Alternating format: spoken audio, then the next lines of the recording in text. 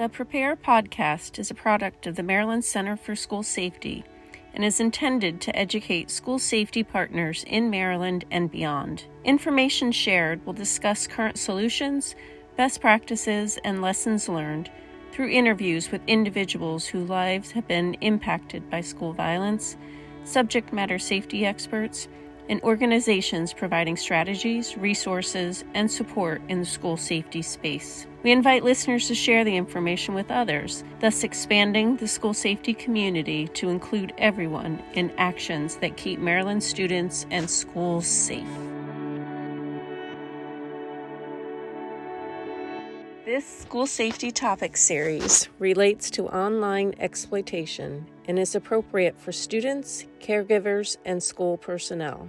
Episodes in the series include parents sharing their experience with sextortion and mental health experts providing insight into why middle and high school students are particularly at risk.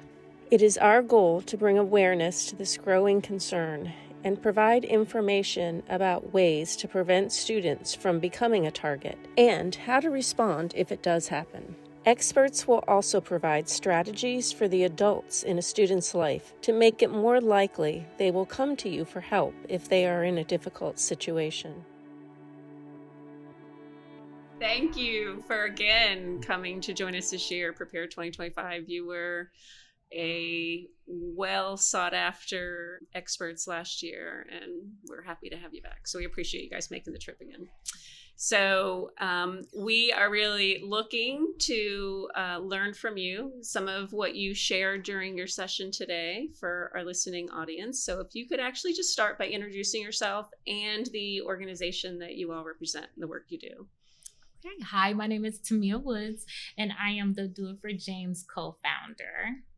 And I am Timothy Woods. I am the other Do It for James co-founder. So tell us a little bit about the organization, just kind of the work that you're looking to do, and then we can talk some about the session too. Okay. Well, me personally, when I do this work, I do it to help empower kids to speak up for themselves, to help give them a voice, tell them about the dangers that they could fall into and how to get out of it.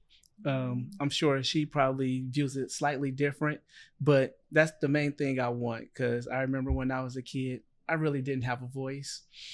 And today in this day and age, one of the main things is I want to be heard. I want to be seen. I don't want to be ignored. And I'm all for that.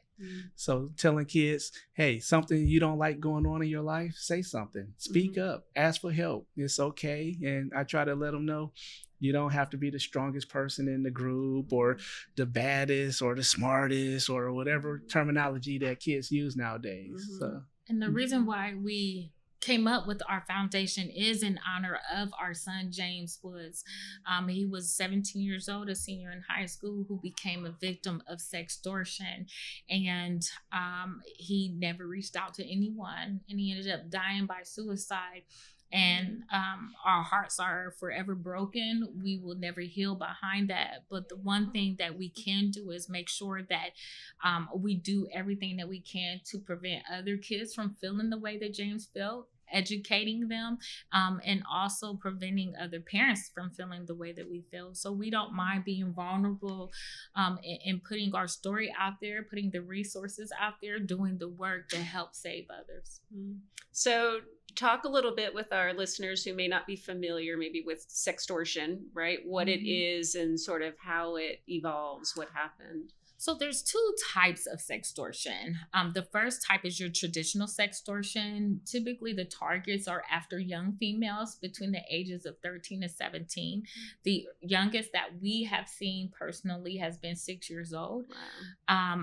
That main goal of the bad actor, so to say, is that they want additional products. So they want videos, pictures for them to do actual acts online, and they kind of manipulate them into doing more and more and more. And a lot of that is for their own self-gratification or to sell it on the dark web. And a lot of it contains sexually explicit pictures, particularly of our youth.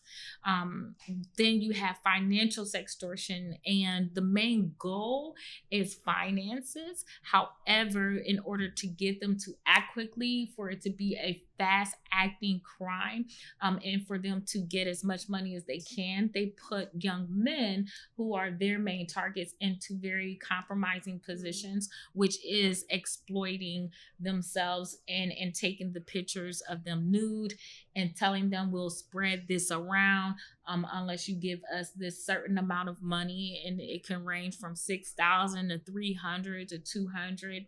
And typically it actually works. It's a $1 billion industry. And a lot of that situation with the financial sextortion ends in suicide. And James was a victim of financial sextortion.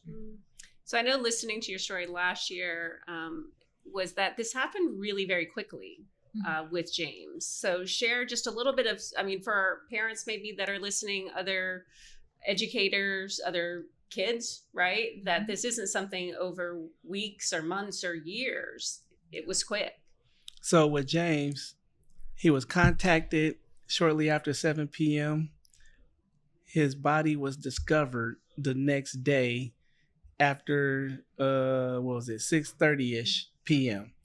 Everything happened from the moment he was contacted with them people to it turned bad. And from that point on, they sent them a whole bunch of messages over a period of hours. And everything led up to him not being here by about 4:30 the next day. That's a long period of time, even though it was only 19 and a half hours. Most cases, when a person is contacted, to them actually not being here from suicide is 6 to 8 hours. That's an even smaller time frame. So you go to bed at night, you wake up in the morning, your child is gone. But even still, a smaller time frame. We've known cases where in a matter of an hour and a half, people are contacted and they're no longer here. We've even known a case that was only about a half hour in length. So the time frame is extremely short, and it doesn't leave time to notice all the red flags that you would notice over a period of time like you would with traditional sextortion. And with James, like Tim was saying, with James, it was 19 and a half hours, but in the middle of the 19 and a half hours, we all had family time. We joked, we went to bed, we woke up. James went to a college fair. He spoke with over 20 different colleges. We had, it was a gym full of band. He danced with his friends. We smiled. He went to get his hair cut. He had a long conversation with his dad. We had intimate conversations that day, and yet we knew nothing. So I just, if I could let anyone know, like, we were close and it still happened to us in such a short period of time. Like Tim said, it's a long time, but a short time all at the same time. So I know you get the opportunity to talk to lots of students, lots of kids across the country, parent groups as well. So share with our listeners what you share with them. Like, what are some strategies and tips that you provide to others? For the kids or for the adults? Yeah, both. Why don't we start with the kids? Give us some tips for kids. So with the kids, we tell them, talk to your parents. They're your first line of defense. They're your best line of defense, or guardians, whoever it is that, cares for you. Talk to them, share, this is what's going on in my life. Try to build a connection to where you could build to trust them with something. When it really happens, you could go to them and say, I need your help, and this is what I need help with.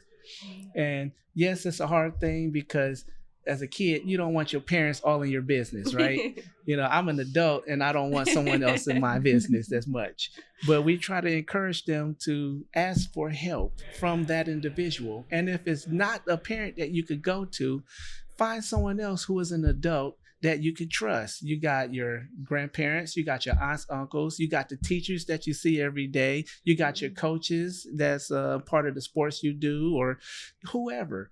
Just find someone that you could confide in, talk to them and say, I need your help with this. And I guarantee if they really care about you, they will help you. And with the parents, it's pretty much the same thing. We tell them, have an open conversation with your child. Sit them down, talk to them about what's going on, tell them the bad parts about it. Make sure you explain to them, this is how you get here. This is how you don't get here. And if you do get here, this is what we're going to do to get you out of it. Because we don't want them to think, oh, well, my kid did this. They're going to have to live with it. No, there's always some kind of help. The parent's job is to help make your child's life safe, make it an actual child's life. Go out, find what you need, get the answers that you need, get the help that you need, give it all to the kid. Kid will love you for it. They might, at the time resent it, but after they get older and they look back on their life, they'll say, I love my mom. I love my dad. I love what they did for me. I wouldn't be here if it wasn't for them. You hear those stories all the time, right? Yeah, that's what I was. One of those stories, right? I was going to ask, like, when you're talking with kids, what stories do you hear, or is there a particular moment where I know students come up to you after you've presented, right, to share anything that kind of sticks out that you could share. The Woods love the kids. Okay, so it's a number of things. Sometimes all they do is hug us. They given us things before, just trying to show their appreciation that we're giving them a voice. A lot of times. So, like what she was just saying, kids will write us letters, and the school will mail us all of those letters that from when we talk to them, and it's a beautiful thing. It's so beautiful. Emailing us, they find us on Instagram and TikTok. And thank you. You were at our school. They just are very appreciative. The boys, especially, to see Tim as a representation of a man and speaking about mental health, they come up to him, they take pictures with them, they say thank you. A lot of kids never been told I matter. A lot of times we get in there, we get emotional. We may tell your kids we love them, because we cannot tell James in the physical that we love him anymore. And we express that to the kids. We're very open with them, and they are extremely grateful. Through our vulnerability, they say thank you. They have the resources that we've given them, and they come up to us. We've helped them make reports themselves, because some of them found the courage to speak up. That has led to 4 pedophiles being captured because of us as well. So it's just that we know of. Right. I'm sure there's others, and we just don't get the memo on them. But it's a beautiful thing. We're taking the parents that we were with James and using that to be parents to you all's kids, if only for an hour. And it does make a true difference. And we tell parents all the time, we're never overstepping you as a parent. We're in addition to you, just to be another voice to help your kids speak out. And that's a wonderful feeling in itself. Yeah. So some of the tips for parents that I think it's important for folks to hear from you was just how to be judgment free, right? So when you're making it safe for your child to come to you with something that they know is going to potentially upset you as a parent. Yes. And when they do, make sure that you don't victim blame. That's so easy to do. If someone was, especially with sextortion, hey mom or hey dad, I'm in this situation, I exposed myself. And a lot of times parents go, well, I can't believe you're that dumb, or you did something so stupid. And we cannot approach them that way for 2 reasons. One, these are master manipulators and they know how to get them into this situation. But 2, you're cutting off a wall to where they'll never come to you again. And we don't want to do that. Now, we're not saying don't punish them or don't take things away, but we're just telling parents to approach it in a different manner so that they're more willing to come to you in the future as well. And time and place then for punishment, right? Yes. Like if a kid's coming in the moment, parents probably need to assume something's actively occurring, right? Yes. Like you need to jump on it, not. Yeah, exactly. Because we talk to parents and we tell them, just now, I asked them, how many of you have a secret that your own parents don't know of till this day from when you were a kid. Mhm. All of them started laughing. They raised their hands. Yes.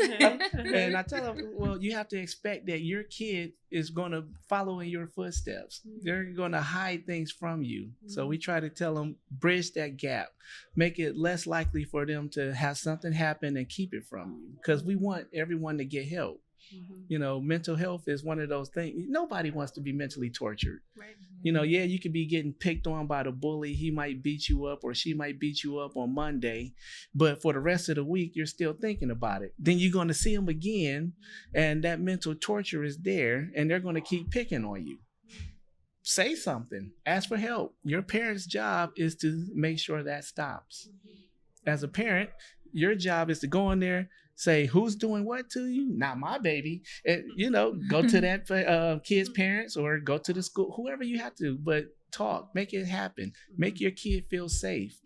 That way, your kid is more likely to come to you when something else happens, because something's always going to happen, right?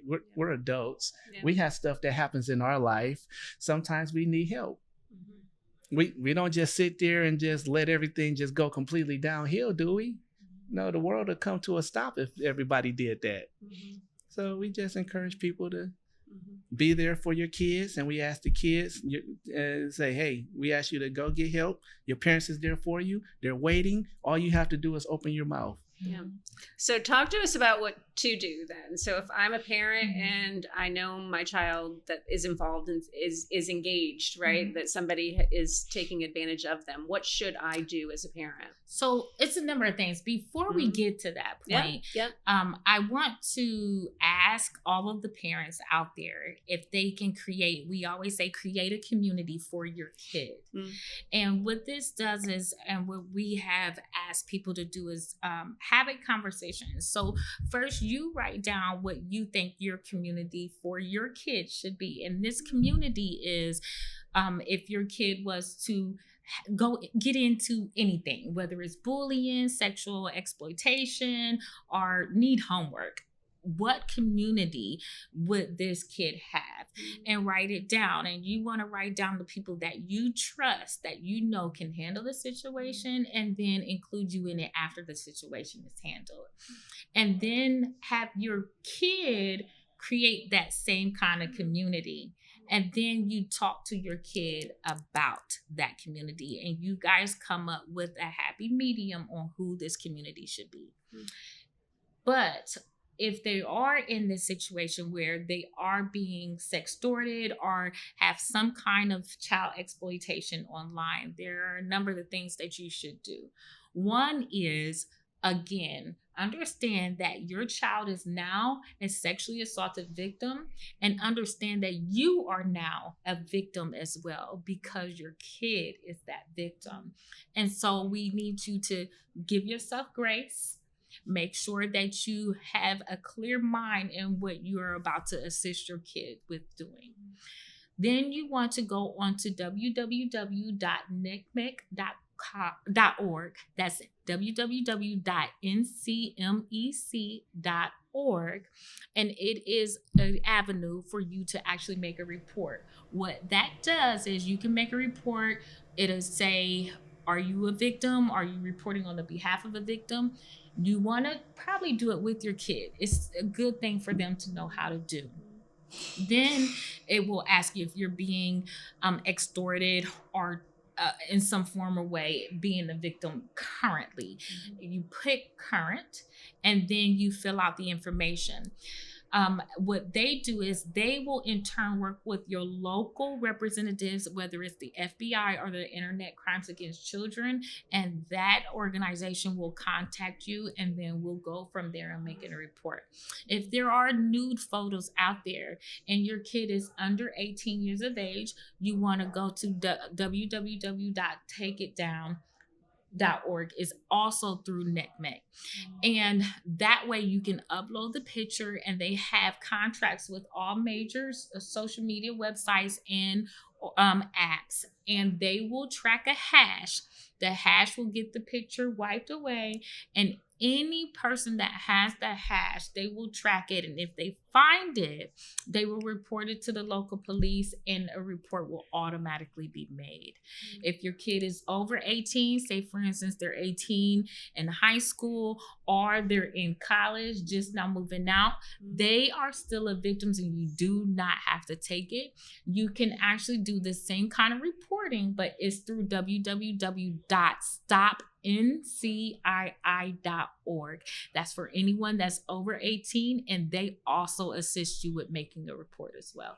Great resources, right? And it's just really important information for people to know. So the NCMEC is the National Center for Missing and Exploited Children. Yes. Correct? Yes. Right. Yes. I'm sorry. I should have said that was yes. good. So, yes. right. To put it there. Great. Good. Yes. Well, other tips, other things before we close out that you think you would like to share? For the kids, don't be afraid to ask for help. That's the main thing, because nobody wants to be taken advantage of forever. Ask for help. The sooner you ask for help, the sooner it can stop. For parents, just keep an open mind. Remember when you were a child, all the things that you went through. Do you want your kid to go through them? And then you add the internet into what you went through as a child, and you could be like, oh man, this is really wild. Help your kid. Give them that understanding, and like she said, use grace. So share, I know you have some great resources though, also on your website. So share your website with the audience and what they can access there. Yes, so you can always go to www.letsdifj.org. That is www.letsdoitforjames.org. And there you actually will find a lot of resources. You will find really raw, uncut interviews of Tim and I, especially when we first lost James, but you can use it as a learning tool and education to talk to your kids about. We also have 2 documentaries with Hulu. If you just type in sextortion, we comes up, and we have one with Dr. Phil as well. On our website, you have an educational series. We try to keep it updated with information from the FBI. We have different links to NCMEC. Ohio Job and Safety is on there, as well as other links as we grow. One of the things that we try to do is get people connected with your local resources. So although we are in Ohio, we literally can help anyone from any part of the United States. And we say that through experience. What else? I would say tell them about Gab. Well, you tell them about Gab. Well, there's a company called Gab, Gabb, and they provide cell phones. They have watches, and it's a company that I don't want to say they monitor, but what they do is, if you had a cell phone from that company, I say, hey, online, we're online now. I say, hey, I don't like you, and I start talking crazy to you or whatever. The phone, it has an activation where it notifies the parent, it cuts off, it doesn't let any more interactions go on. It's a beautiful thing. Also, cybersafely.ai, that's another company. It's a monitoring service.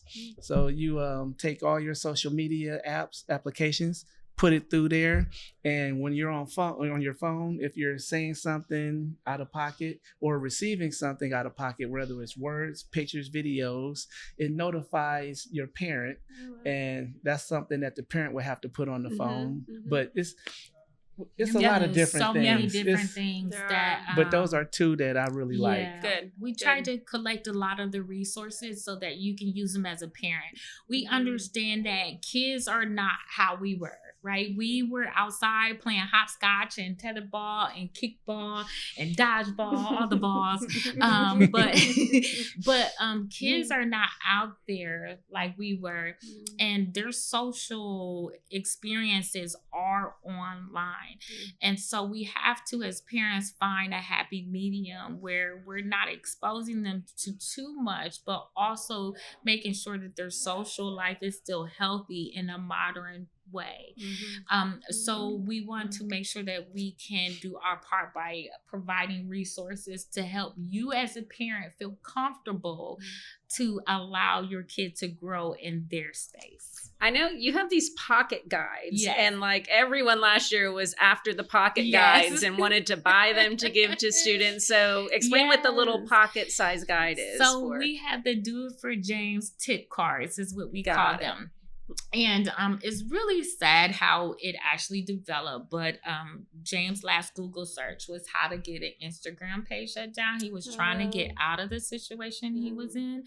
And so we never wanted another kid to be in that situation again. So we created tip cards that are mainly for sextortion, but you can actually use them for a number of things. So you can use it for any child exploitation, for human trafficking. You can use it for if they have ran away and now they want to report themselves because maybe they're being human trafficked, they can use that card as well.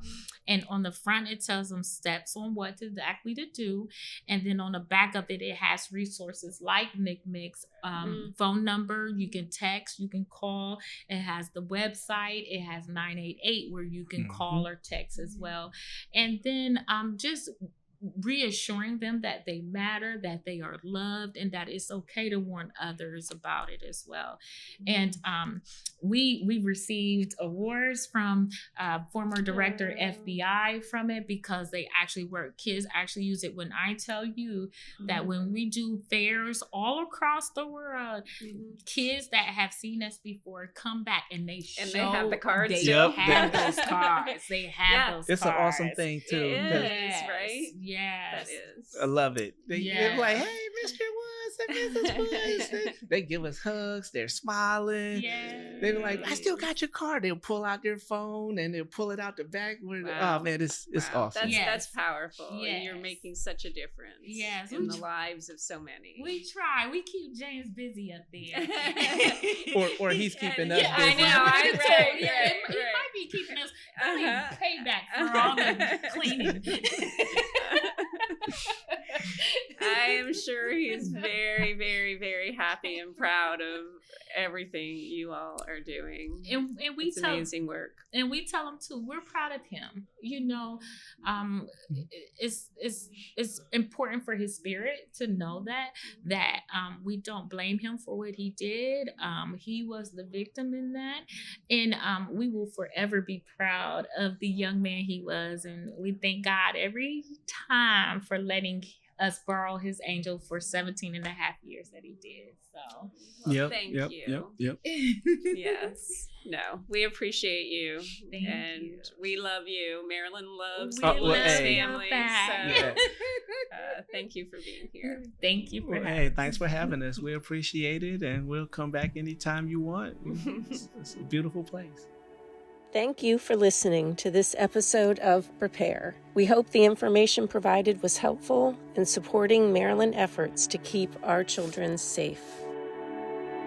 Stay tuned for the next episode in this topic series, expanding awareness and providing strategies to stop the online exploitation of children.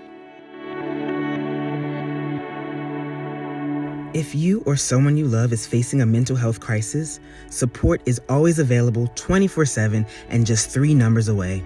Dial 988 to reach the Suicide and Crisis Lifeline. You are not alone. Talk with someone today.